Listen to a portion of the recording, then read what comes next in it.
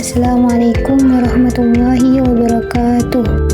Perkenalkan, nama saya Rika Nisa dengan NIM 31300230071, Prodi S1 Sistem Informasi, Universitas Nahdlatul Ulama Surabaya, Fakultas. Di sini saya akan mempresentasikan materi sistem operasi, yaitu komunikasi antar proses dan thread. Yang pertama, apa sih yang dinamakan dengan komunikasi antar proses dan thread?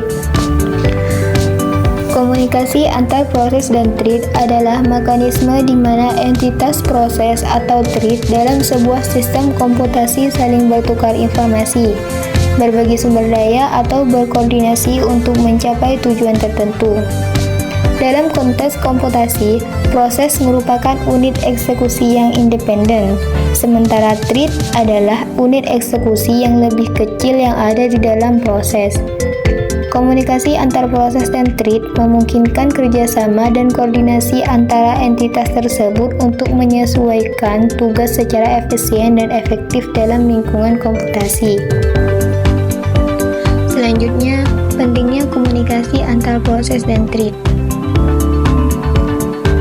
Komunikasi antar proses dan thread memiliki beberapa kepentingan dalam pengembangan sistem komputasi. Yang pertama, paralelisme dan efisiensi. Yang kedua, kerjasama. 3, pembagian tugas. 4, kontrol dan sinkronisasi. Dan yang terakhir, stabilitas. Secara keseluruhan, komunikasi antar proses dan thread merupakan fondasi penting dalam pengembangan sistem komputasi modern yang memungkinkan sistem untuk beroperasi secara efisien dan efektif. Proses dan thread.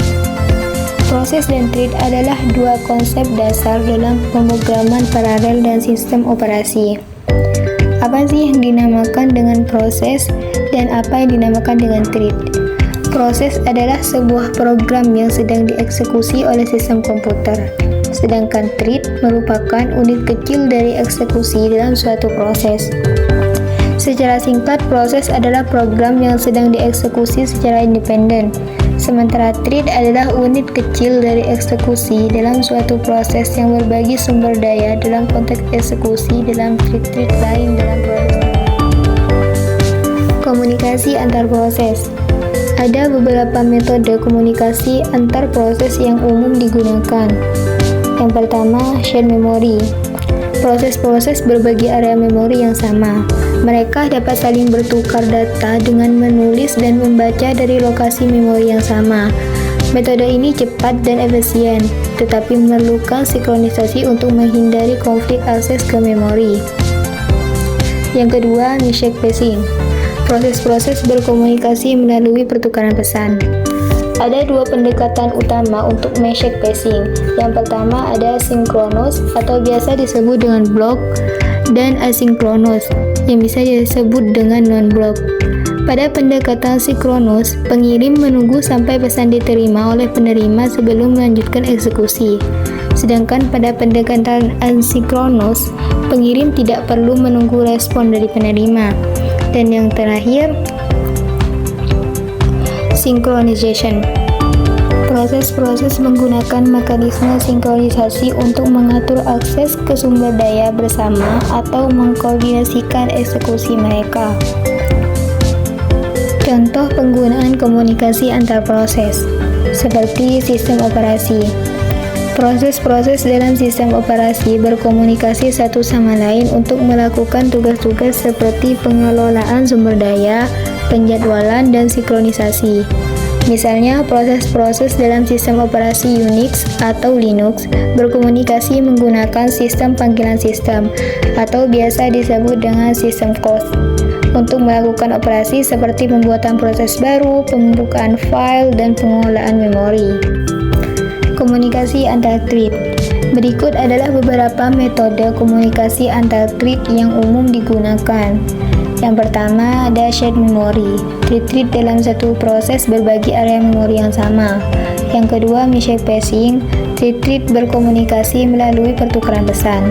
Dan yang terakhir ada synchronization primitives. Thread menggunakan mekanisme sinkronisasi. Di dalam komunikasi antar thread ada keuntungan dan tantangan. Keuntungan komunikasi antar thread yang pertama, kinerja yang lebih baik. Komunikasi antar thread dapat memiliki kinerja yang lebih baik daripada komunikasi antar proses karena thread berbagi memori dan sumber daya yang sama sehingga mengurangi overheat. Yang kedua, koordinasi yang lebih efisien. Dengan berbagi memori dan konteks eksekusi yang sama, thread dapat berkomunikasi dan berkoordinasi secara lebih efisien untuk menyelesaikan tugas yang kompleks. Dan keuntungan yang terakhir, pemrograman yang lebih mudah. Pemrograman dengan menggunakan thread dapat menjadi lebih mudah daripada pemrograman dengan menggunakan proses-proses terpisah, karena thread berbagi sumber daya yang sama. Tantangan komunikasi antar thread. Yang pertama, perlombaan. Ketika dua atau lebih thread mencoba mengakses dan memodifikasi sumber daya bersama secara bersamaan tanpa sinkronisasi yang tepat, dapat terjadi kondisi perlombaan yang menyebabkan hasil yang tidak terduga atau tidak konsisten. Dan yang kedua ada deadlock. Deadlock terjadi ketika dua atau lebih thread saling menunggu untuk sumber daya yang dipegang oleh thread lain, sehingga menyebabkan semua thread terjebak dan tidak dapat melanjutkan eksekusi. Dan tantangan yang